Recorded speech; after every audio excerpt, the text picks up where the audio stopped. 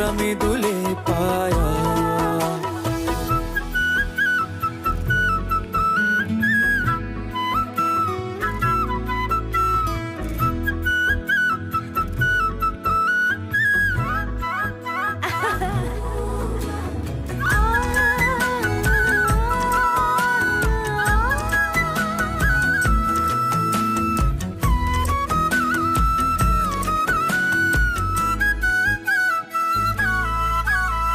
හොඳට ජලේ පිරුණු කලේ වගේ මගේ ආලේක බිඳුවක් පිටට නොයේ